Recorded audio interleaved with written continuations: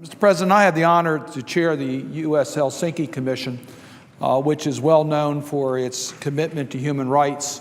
It's also our participating arm in the Organization for Security and Cooperation in Europe, the OSCE. Starting when I first joined the Helsinki Commission almost 20 years ago, I worked on the issues of anti-Semitism and trying to deal with combating anti-Semitism. This is overt actions against Jews and Jewish institutions, which was on the rise, and we try to do something about it. In the early 2000s, working with Congressman Hoyer and Congressman Hastings and Congressman Smith and others, we made a commitment in the Helsinki Commission to bring up the increasing episodes of anti-Semitism and what we needed to do about it. We saw increased episodes of violence against Jews and Jewish institutions. We saw that world events was used to try to justify anti-Semitic activities.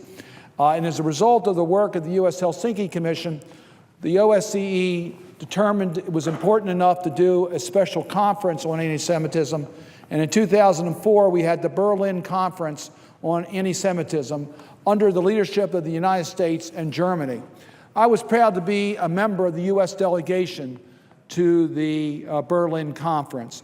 And good work was done in that conference. We developed best practices from dealing with Holocaust education to police training to deal with identifying hate crimes. We had the first uniform collection of hate crimes statistics in the OSCE region, the responsibilities of leaders to speak up against anti-Semitic activities, and we provided technical assistance to countries to deal with anti-Semitism and to share their best practices.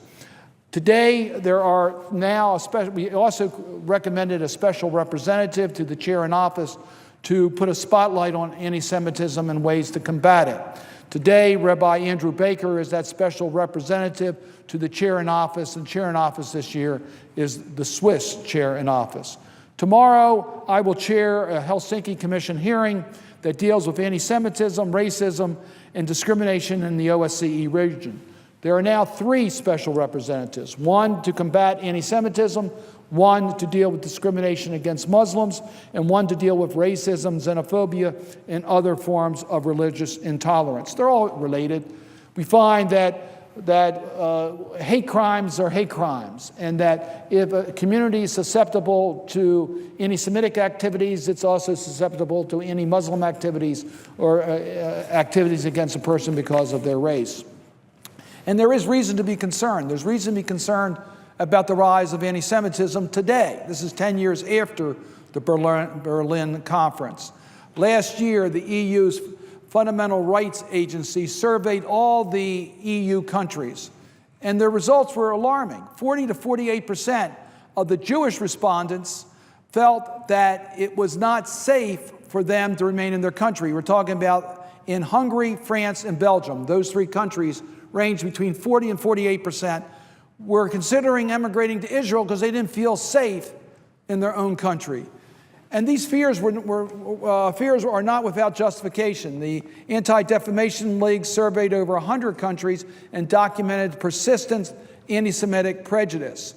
In the EU elections, extremist parties espousing anti-Semitic activities made remarkable progress. In Hungary and Greece, extremist parliamentary parties associated with street militias were successful in elections. In Hungary, the extremist party Jobbik is the 2nd most significant party in Hungary and has erected a monument to a wartime leader and a self-declared anti-Semite. We've also found laws passed in Europe that make it more difficult for Jews to practice their religion because of making restrictions on being able to kosher foods and making it difficult to wear head coverings. We've seen, unfortunately, violent acts. In Kansas, in the United States, 3 people were murdered outside of a JCC. In May, in Brussels, 3 people were murdered at a Jewish museum. I mention this all because even as we visit Europe today, we see signs of anti-Semitism. And it's troubling to all of us. This is the 10th anniversary of the Berlin Conference coming up this year. And we will be reconvening the OSCE states in order to evaluate the progress that we've made over the last 10 years and additional progress that needs to be done. The Helsinki hearing tomorrow will give us an opportunity to concentrate on how the United States can continue to be a leader on this very important issue, and I wanted to share those comments with my colleagues.